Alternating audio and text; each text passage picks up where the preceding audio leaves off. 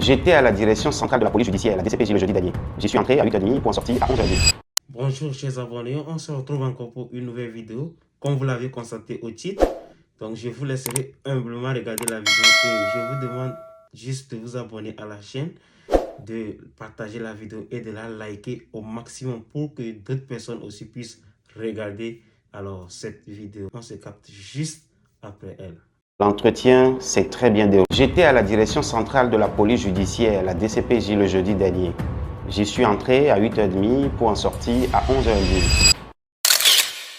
J'y étais avec Fabrice Petiesi, le président de l'OTM. C'était sur instruction du ministre de la Sécurité que le directeur de cette institution m'a invité. L'objectif était de voir dans quelle mesure on pouvait assurer ma sécurité et ma protection. L'entretien s'est très bien déroulé. Au terme de nos échanges, j'ai déposé plainte contre X. Je veux que vous le sachiez. Le directeur m'a assuré de sa disponibilité à tout moment, jour et nuit. Au moindre appel bizarre, au moindre mouvement suspect autour de moi, je peux le solliciter. Cependant, il m'a aussi rappelé que le premier policier d'une personne en danger, c'est la personne elle-même. J'ai déjà compris donc à partir de ce moment que je ne peux plus vivre normalement comme monsieur tout le monde. Je me dois désormais de respecter des règles strictes pour ma sécurité et aussi surveiller constamment mes arrières. Alors, fidèle à mon principe d'honnêteté intellectuelle et journalistique, je voudrais, au regard de tout ce qui précède, saluer l'humanité et la lucidité dont le président du Conseil, Faure Gnassingbé, a fait preuve dans ce dossier. Dès qu'il a vu les femmes ramper à la TKP sous les fils, il a réagi automatiquement. C'est humain. Quand j'ai alerté sur ma situation également, le gouvernement a sorti un communiqué avec promptitude. Ce sont des indicateurs qui démontrent que le PC suit attentivement ce dossier. J'en suis reconnaissant. Maintenant, dans la foulée, une polémique a été créée à partir du communiqué du gouvernement. Cette polémique a fait dévier le sujet principal vers un débat qui essaie de détourner l'attention du vrai sujet. Nous devons revenir rapidement et impérativement au vrai sujet. À l'heure actuelle, voici les questions auxquelles les Togolais attendent des réponses. Le code foncier du Togo datant de 2018 a-t-il, oui ou non, limité le nombre d'hectares à 10 pour les acquéreurs? Si oui, pourquoi Madame Aïcha ferait l'exception à la règle? Est-elle un hors-la-loi ou au-dessus de la loi? Comment a-t-elle fait pour avoir les 92 hectares? Pourquoi et dans quelles circonstances le maire sortant a-t-il cautionné cela en lui signant une autorisation pour les tranchées? Pourquoi les tranchées d'ailleurs? Le pays est-il en guerre? Le maire a-t-il agi seul? Ou a-t-il bénéficié de la complicité d'un certain nombre de ministères? Si oui, lesquels? Qui sont les magistrats qui auraient contribué à cela? Qui sont les officiers qui auraient donné de l'ordre pour que les forces de l'ordre sécurisent ces travaux qui défient toute logique au nom de l'État alors que l'État n'y est pour rien? Voilà en fait autant de questions pour lesquelles nous, citoyens, avons juste besoin de réponses.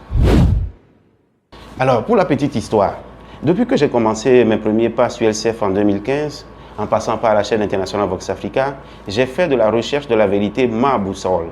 Toutes les personnalités que j'ai reçues sur mon plateau peuvent témoigner de mon obsession à les pousser à dire la vérité. Je n'ai pas changé, donc on ne lâchera rien dans cette affaire. Je ne peux pas terminer sans saluer le soutien exceptionnel dont j'ai bénéficié la semaine dernière. Je parle de tous ceux qui m'ont assuré un soutien sans faille et sans précédent. Je ne pourrais malheureusement pas citer tout le monde individuellement, mais je tiens sincèrement à dire merci à chacun de vous. J'ai été particulièrement marqué par le soutien unanime de toutes les organisations de presse. Le Syngit, l'OTM, le CONAP, le PPT, Atopel, les rédactions de Canal FM et de Victoire FM, et même Reporters sans frontières depuis Dakar. Franchement, sans exagérer, c'est une première pour un journaliste togolais en difficulté, et encore une fois, j'en suis reconnaissant. Merci à la CNDH, au CACIT, à la LCT pour l'écoute et l'assistance. Je n'oublie pas les responsables des partis politiques qui se sont joints à ce soutien. Par ailleurs, j'ai vu ma photo dans certains lives où l'on parle de mobilisation de fonds, de GoFundMe. Je vous remercie sincèrement pour cette brillante idée. Mais s'il vous plaît, de grâce, ne cotisez pas pour moi.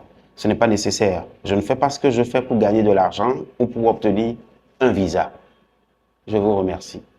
Rentré récemment au pays, le petit frère, qu'il faut le rappeler, a insulté Faure Gnassingbé. Si ma mémoire est bonne, il l'a traité de chien. Ma mémoire n'est pas bonne. Ok, mais il a insulté. Je ne sais pas trop. D'accord. Pendant que j'étais fou, il y a beaucoup d'événements, d'informations que je n'ai pas pu bien assimiler. Bon, Mais ce petit frère est rentré à Lomé, il est passé par l'aéroport international Gnassingbé et Adema. Il est venu passer au moins une semaine ici. Il est reparti par là. Mais pas quelle magie, Amron. Et moi, je me base toujours sur la vérité pour agir. C'était dans une période où les informations circulaient qu'il y a des démarches qui étaient entreprises pour demander aux prisonniers d'exprimer, de faire leur mea culpa, de demander pardon pour qu'on puisse les libérer.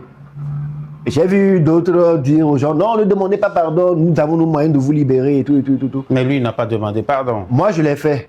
Vous aviez dit, je veux bien vous prendre au mot, 2025, le Togo sera libéré. Oui. Il reste moins de 10 jours pour la fin de 2025. Est-ce que la libération du Togo tient toujours? Maintenant, qu'est-ce que c'est? Voilà qu'ils n'ont. Et ils ont raté. Ok, les taux de quoi sorti à Kakosu et tout. Oh, quand même, mais il se passe quoi là? Et ils ont raté. C'est un coup raté, bien raté. Quoi que pote? Bah, mais qu'elle va aller, on y a chaque temps là, il va les décortiquer. À Méron, mais nous, oh, mon tel est offensé, bon. Alors là, lui, franchement. Alors là, oulala. Et dans ce là, mais à Méron, il va pas, hein. Mais les UFI figurent, la UFI, mais regarde, tout ça, nous, quand c'est les Français, c'est que Amron est vraiment tombé bien bas quand même. Sincèrement, je suis désolée, mais. En tout cas, si vous voulez que Nyangula, je continuerai toujours de le respecter. Vous à côté, non, non, non. Il y avait moi, Emma, Miklan. Donc, ma bébé, Miklan, Miklan. Ne faut pas juste savoir.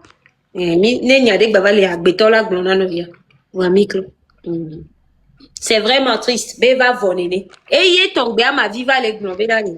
Nous sommes tombés non mais à rien, bah, les secondes. Bal perdu, beda. Famille m'a proposé à ma vie, nous.